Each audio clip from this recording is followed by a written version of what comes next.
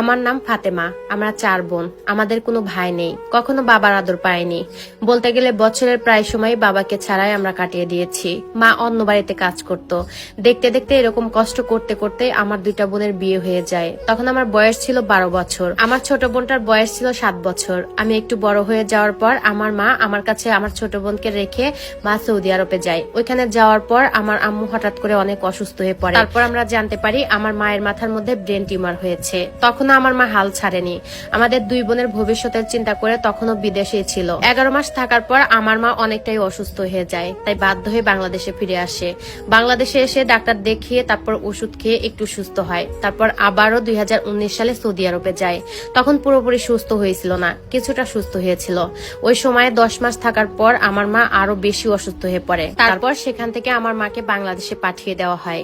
এদিকে আমার আব্বু ভালোই ছিল, মাকে নিয়ে তার কোনো মাথা ব্যথাই ছিল না। হঠাৎ 2020 সালের জানুয়ারি মাসের 6 তারিখে আমার মা ইন্তেকাল করেন।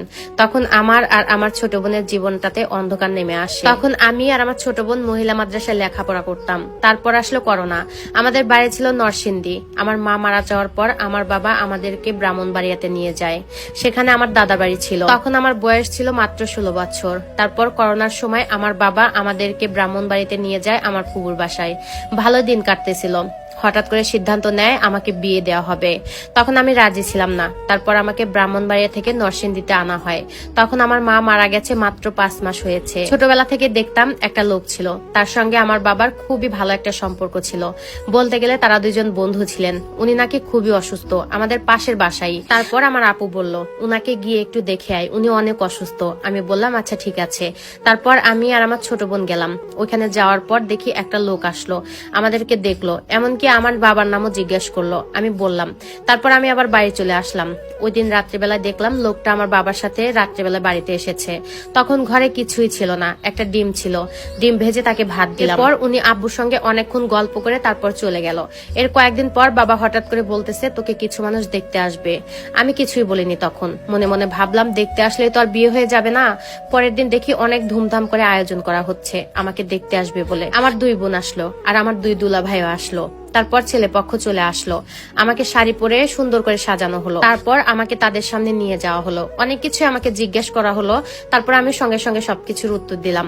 তারপর ছেলের ভাবি মানে আমার বড় যা শাড়ি উঠিয়ে আমার পা দেখতেছে, আমার পা 2টা ঠিকঠাক আছে নাকি। তখন আমার বড় বোন রেগে এসে বলতেছে আপনারা কি মেয়ে দেখতে এসেছেন নাকি গরুর হাটে গরু দেখতে এসেছেন। এই বলে আমাকে ওইখান থেকে নিয়ে আসলো আর তাদের অনেক বকাবকি করলো। তখন আমি মনে মনে অনেকটাই খুশি হয়েছিলাম। ভাবলাম যে যাক এবার হয়তো বা বিয়েটা ভেঙে যাবে। কিন্তু না, তারা আমাকে অনেক পছন্দ করেছে। এই বিয়েতে কেউ রাজি ছিল না। আমার বড় বোনেরা, তার জামাইরা, আমার নানু মামা কেউ রাজি ছিল না। এমনকি আমিও রাজি ছিলাম না। কিন্তু বাবা অনেক জোরাজুরি করেছে, কেউ রাজি ছিল না, তাই আমিও রাজি হইনি। ওরা আমাকে দেখে গেছে প্রায় 15 দিন হয়ে গেছে। ভাবছিলাম হয়তো বাবা আর বিয়েটা দেবে না, অনেক খুশি হয়েছিলাম। কিন্তু হঠাৎ একদিন বাবা বলল আয় তোকে ব্রাহ্মণবাড়িয়া তোর ফুফুর বাসায় দিয়ে আসি। আমিও অনেক খুশি হয়ে সুন্দর করে সাজুগুজু করে বাবার সাথে বের হয়ে গেলাম। কিন্তু নরসিংদী যাওয়ার পর একটা কাজী অফিসের সামনে গিয়ে আমাদের গাড়ি থামলো। সাথে আমার দুলাভাইও ছিল। বাবাকে জিজ্ঞাসা করলাম এইখানে কেন। তখন বাবা বলতেছে একটু কাজ আছে আয়। আমিও ভিতরে গেলাম। ভিতরে গিয়ে দেখি পাত্র মানে যারা আমাকে 15 দিন আগে দেখতে এসেছিল। আমার বাবার বন্ধু এসেছে। পরে অনেক কান্নাকাটি করলাম, কিন্তু আমার কথা কেউ শোনেনি। যাক অবশেষে তার সঙ্গে আমার বিয়েটা সম্পূর্ণ হলো। তখন আমি বললাম বিয়ে হয়েছে ভালো কথা, আমি কিন্তু শ্বশুর বাড়িতে যাব না। বাবা বলল আচ্ছা ঠিক আছে, তোকে এখন শ্বশুর বাড়িতে যেতে হবে না, পরে যাস। তারপর সেখান থেকে আমি আমার বড় বোনের বাসায় চলে যাই। তারা কেউ জানতো না আমার বিয়ের কথা। সেখানে গিয়ে আমি আমার বোনকে সবকিছু খুলে বলি। পরের দিন আমাকে আমার বোনের বাসা থেকে নিয়ে আসে আমার বাবা। আমার বাবার বন্ধু আমার বাবার সাথে এসেছিল। তার বাড়িতেই আমাকে নিয়ে যাওয়া হয়েছে। আমার শ্বশুর বাড়ি আর তার বাড়ি একসাথেই। আমার বাবার বন্ধু সম্পর্কে আমার উকিল বাবা হয় আর আমার স্বামীর বোনের শ্বশুর হয়। তারপর ওই বাড়িতেই আমার শ্বশুর শাশুড়ির হাতে আমাকে তুলে দেয়। তারপর তারা আমাকে তাদের বাড়িতে নিয়ে যায়। আমার স্বামী কাজে, সে ওয়ার্কশপে কাজ করত। আমার শাশুড়ি একটা বাসাতে ভাড়া থাকতো। সেখানে 2টা রুমে ছিল।